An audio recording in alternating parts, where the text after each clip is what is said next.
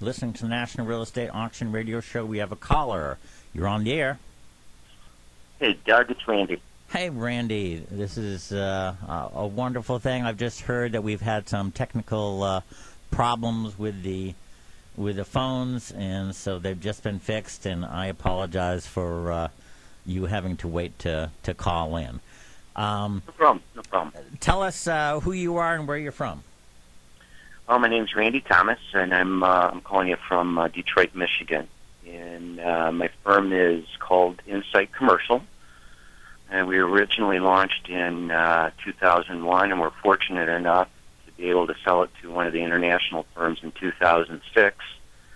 And I was even more fortunate to buy it back for pennies on the dollar in 2010. Nice. So right now we got an office in Detroit, office in Grand Rapids, and we're right now 10 people strong. Well, very nice. You and I have a history. We did an auction for the state of Michigan, and you were involved. Can you tell us a little bit about that, Randy? Sure, Doug. But it takes us back to about 2005. Yep. The state of Michigan had some surplus property, and one of the largest tracts in one of the desirable areas was a 414-acre parcel in Northville, Michigan, at a crossroad of two major roads, and it was an old psychiatric hospital that was riddled with environmental contamination, concerns, etc. So actually, prior to when we did it, the state tried, and they were unsuccessful in 4 previous attempts, with another firm to auction the property. And when we got together and we had the buyers, we were fortunate enough to get to the finish line, and I think we brought into the state about $31.5 million. I can't remember if it was 31 or 31.5, but it was a great sale. And you and I have talked about these 14,000 government surplus properties before. Holding costs, they are killers. Tell us what a holding cost. Let's go back to the property in the state of Michigan, because it's really a prototype for some of these properties that the government holds right now that cost the taxpayer a lot of money. So what could possibly be some of these costs that affect the taxpayers? Doug, that's huge, and it's going under everybody's radar. With all of these government surplus properties, and everything. And even if you go back to the history with the banks, when they were taking back, the properties, they're not in the business to manage those. They do so quite ineffectively. It costs a lot of money, which eventually myself, and other taxpayers pay because of the inefficiency. And that's really one of the areas where government should get out. And in trying to manage these, they really should get these out and put them into productive use into the private sector, and push those costs out to the entrepreneurs. And just for example, in the state of Michigan, the 414 acres, not only did they have to take care and maintain lawn, but an old dilapidated building that they had to maintain some of the systems in there while they were trying to figure it out. And I think it was a cost estimate of roughly about $500,000 for that property alone, which costs the taxpayers in Michigan on an annual basis. Yeah. So if you take that and you multiply that, across the board on the 14,000 properties, there's billions and billions that are being spent ineffectively.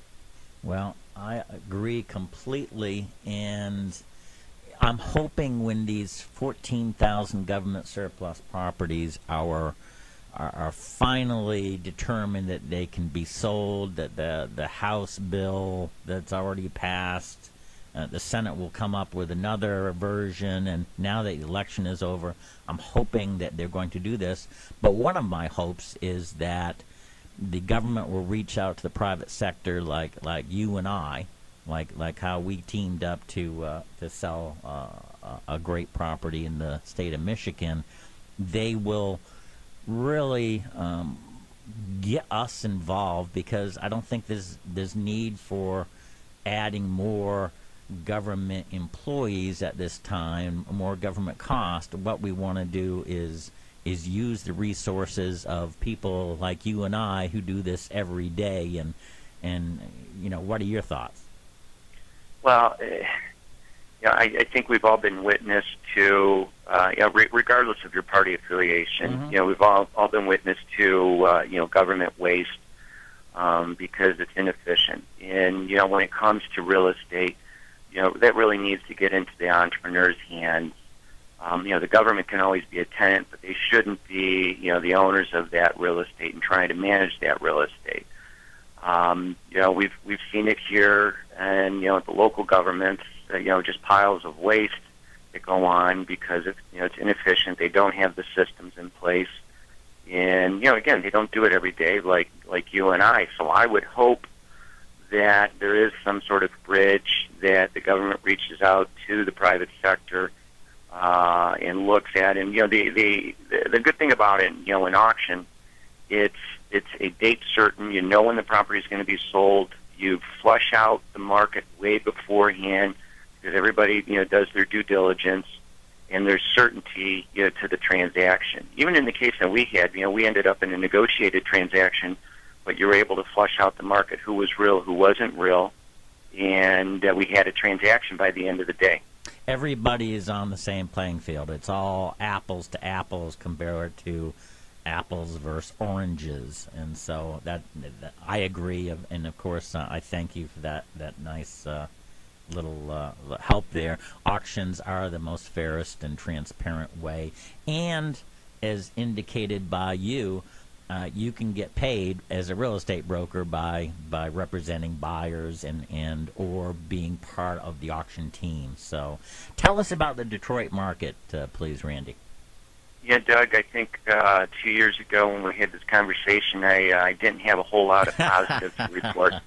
But I got to tell you, in the last 12 to 18 months, we've seen a significant change in the Detroit market. First and foremost, the housing stock, the existing stock that's out there. I mean, there's more demand than there is supply, and we're starting to see the residential developers come out, buy vacant, raw land, and start to develop for new housing projects. We haven't seen that since 2006. That's now started in play. So vacant land, the prices have really bottomed out in here, and I'm not suggesting by any means that they're spiking up. I think we're going to have a slow hockey stick curve as far as recovery, as far as land pricing. The industrial markets, let's face it, Detroit got hit hard in the late 90s and has suffered through probably some of the toughest times in any city in the nation. And we're starting to see some net gains. The auto sector is very healthy. We're seeing some of the manufacturing start to come back, so we're starting to see some net gains as far as absorption in the industrial sector. The office sector, I think, is going to be, even though the downtown CBD with Dan Gilbert, who owns Quicken Loans, Mm-hmm. has brought about 5,000 people down there. There is a movement for the Detroit CBD. A lot of the buildings have been bought and refurbished. It's really becoming, kind of like the Silicon Valley of the East, because there's a lot of tech companies, a lot of startups that are, being brought in. And as a matter of fact, when there were some layoffs in Silicon Valley, Dan Gilbert was smart enough to bring that talent over to Detroit. So it's not only happening with jobs down there, but some of the office buildings are getting absorbed, and new talent's coming in, and we're starting to see more and more people move into the the Detroit Central business district. Retail, it's really lagged since 2007. We're starting to see the tenants come into the market. They're looking. Not as much big box activity as I'd like to see, because we do a lot of that. But we're starting to see, some of the smaller tenants come out. There's some build-to-suit opportunities. Detroit really had a black eye for a long time. But really, when you look at the infrastructure, the talent pool, the educational pool, the school system, the road network, everything that's in place, I really do believe it's poised for a great rebound. We had an office in Florida as well. I just would assess right now the Florida market's behind in recovery where the Michigan market is. For sure. And I'd say lastly, we've had a change in administration here 2 years. Our governor is really doing some good things to attract business from a tax structure to really looking at fiscal responsibilities. They do have a budget right now that goes out for 3 years. I believe it's the only state in the country, and we're starting to see some of the counties follow suit in looking forward with some fiscal responsibility. Randy, that is great to hear. Listen, how do people get a hold of you, because you are the talent in Detroit, Michigan, as far as commercial properties? How do people get a hold of you, Randy? I'll just pass on my website, and the website is www.insightcommercial.com, and that's spelled INSITE, commercial, all one word, .com. Well, I thank you so much for calling in. Really appreciate it. You've been a guest on this show before, and whenever I want to hear about Detroit, you let me know. And so you have a great weekend, and I will touch base with you later, my friend. Okay, Doug, take care. Thanks. Talk to you soon. Bye-bye. Bye. All right, that was Randy Thomas. Again, he is with the CEO of Insight Commercial Real Estate in Detroit. I apologize to him. The radio station had a technical problem.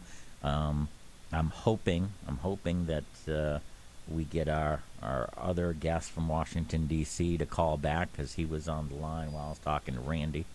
And again, apologize for that mishap. Technical difficulties do happen every once in a while. We are talking about government surplus properties. Randy Thomas just talked about a auction that we did together that sold $31 million. Hold on now. You're on the air. Good morning, Doug. It's Kurt Stout with Colliers International. Kurt, thank you so much. I was just telling everybody that how I'm apologizing. The radio calls did not come in for the first half hour, and so I apologize that you were on hold, and I apologize to our first caller too. Tell us again who you are, what you do, and where you're from, Kurt. Sure. Well, I'm an executive vice president with Colliers International. Okay. And I think some of your callers will know who Colliers is. For sure. For those that don't, Colliers is a global real estate services firm. We have offices, 522 offices in 62 countries. Wow. And I work in the Washington, D.C. office of Colliers. I'm a principal member of the Colliers Government Solutions Practice Group. Now, what does that mean, Kurt? Well, what does Government Solutions mean?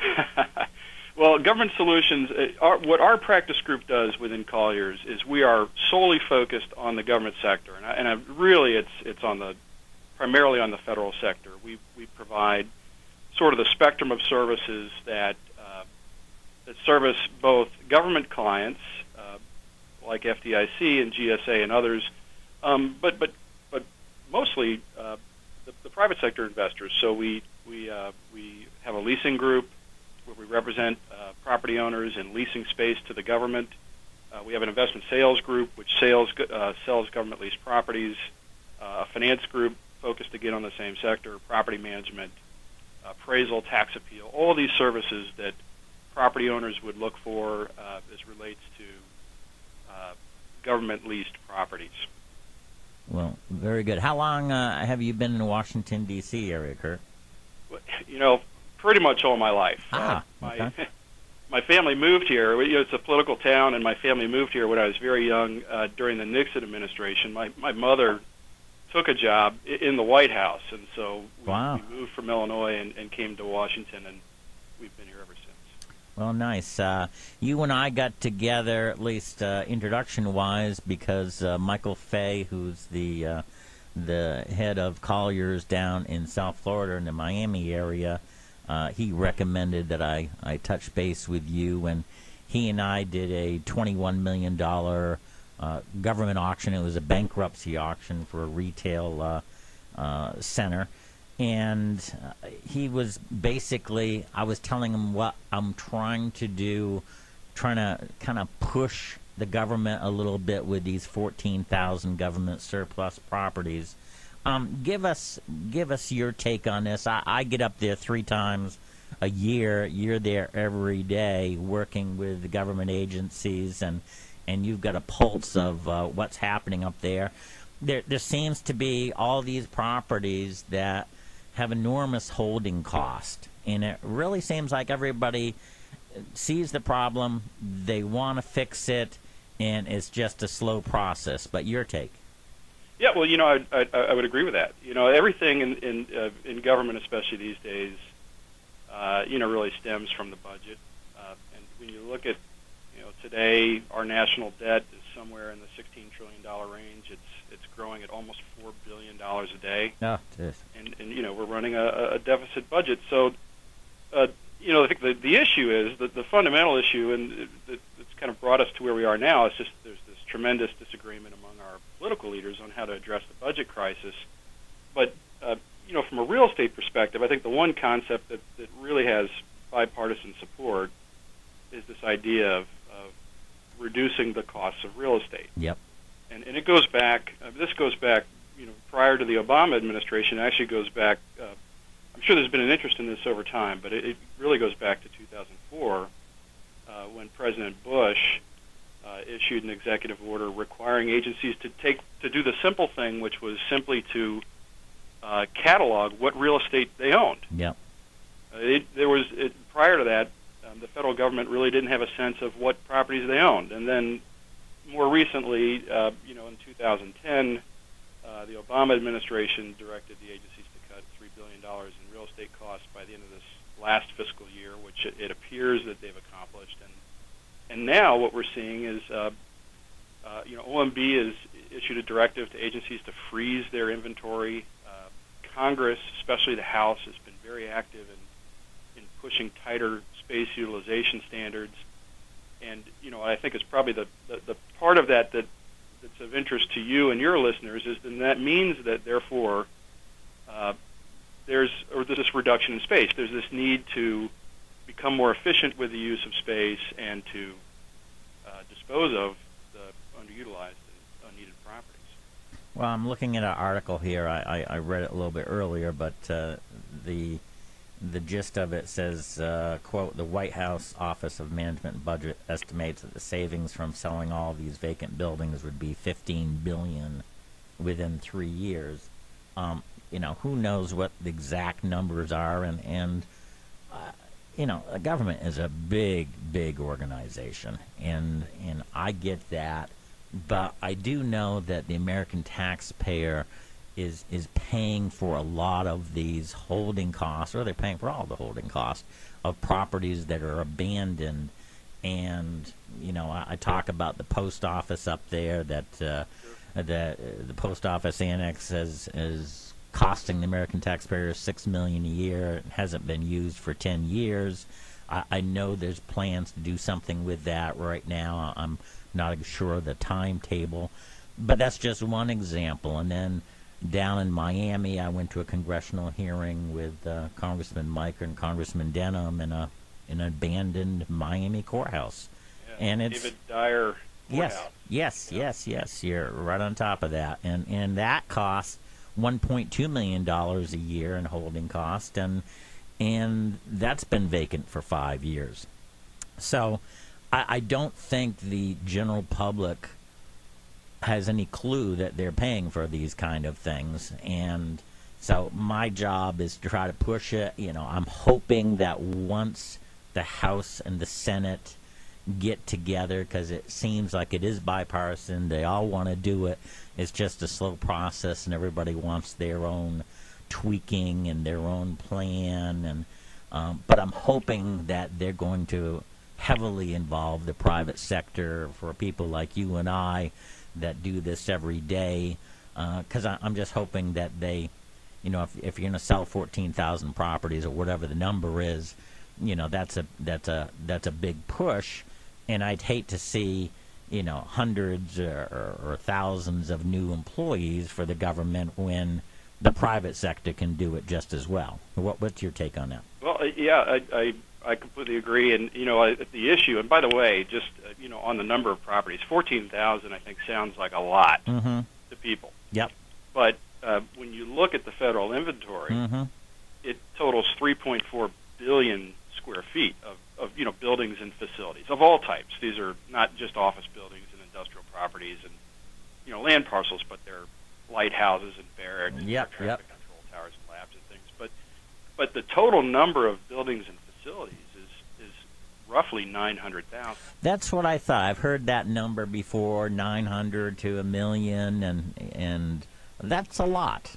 So you're exactly right. 14,000 compared to that number isn't a big percentage, but if again, I'll read it again. The White House Office of Management and Budget estimates that the saving from selling all of these vacant buildings would be $15 billion within 3 years. And I know everybody talks trillions now, but isn't $15 billion a help? Yeah, well, it's the phrase a billion here and a billion here there, and you're talking real money. It is, yeah, sure. It's a big help, and when I look at the 14,000 property number, that's what you'd see on the OMB website if you went on it today. It's a big number, but it is such a small percentage of the total inventory Yep. that it is probably understating the actual issue of underutilized real estate. Yep. And I think, to your point, I think what's happened is that, part of the issue is that it's just very difficult for the government, I think, to get their arms around what their inventory is. If you don't know what your inventory is, then you don't know what you're not utilizing properly. Right. You don't know what to dispose of. And you talked about the legislative efforts that are underway right now. The one which is being led by Congressman Jeff Denham, Mm-hmm. a California Republican, Mm-hmm. in the House, and then the other by Senator Tom Carper in Mm-hmm. the Senate. They seek to achieve the same thing, which Mm-hmm. is to find a way to push the federal government to dispose of these properties. There's a strong rationale to do it, but they're trying to find the approach to pave the way. And frankly, it's carrots and sticks. I don't know there's many carrots in these legislative efforts, but there's certainly some sticks. Right. Some penalties for not getting it done, and the issue is just what's the right way to do it. There's the House way and there's the Senate way, and since they both share the same ultimate goal, my feeling is that at some point, and probably I'd like to think it would happen this year, or certainly during the course of the 113th Congress, that they'll get it together and they'll work it out. Well, I hope so too. And again, I'm in the auction business, and think that the auction, especially for the government, is one of the most fairest and transparent ways to sell properties. And again, we work with real estate brokers and fine companies like yours. And again, I have to give kudos to Michael Fay down in South Florida, who I worked with to sell a $21 million retail piece at an auction, a government auction. We probably don't have time to go through the Washington market because of the problems we had in calling in. But what is your crystal ball for this year? Is it going to be a presidential push that might put this together? Is this going to be, the Senate is more powerful than the House, kind of? Are they going to be the ones that have the flag and say this is the way it can be done and hop on? How does it work, and what's your quick summary on that? Well, my quick summary on it, I think this will ultimately stem from the House. Or from the from Congress. They have air cover from the president here. The president wants what both the House and the Senate want. Ultimately, so I think the push will come from that. The House is Civilian Property Realignment Act, that's been passed by the House. It's Yep. really the Senate now that needs to get their legislation, which is the Federal Real Property Asset Management Reform Act, Yep. through, and then they can sit down. And I don't know which method will prevail. I think that the Senate version probably syncs better with the infrastructure that's in place, Okay. which is the Federal Real Property Council. It intends to use that council to take a more of an asset management approach to determining what properties should be sold, whereas the Denham's method is to set up a committee, an independent committee, a commission that will determine what properties will be sold, and then really push a lot of real estate through much more quickly. I can't. It's tough to tell which. There's pros and cons to each. And we probably don't have time for it. We don't, and I'm very apologetic because we could talk on this for about an hour, but the show is going to be over soon. How can people get a hold of you? Because you and I will be on the air another time. Sure. Well, my email address is kurt.stout, STOUT, at colliers.com, and I would love to hear from your listeners. Okay. I'd also invite them to check out our blog, which is www.capitalmarkets.com. Capital spelled like the domed building here in Washington. Yep. OL. And we post articles almost every day, and frankly, quite a few of them on property disposition. So, Kurt, thank you so much for calling in. Again, I apologize for the technical difficulties. You have a great weekend, and I look forward to seeing you next time up there. thank you, Doug. It's been a pleasure. Take care now.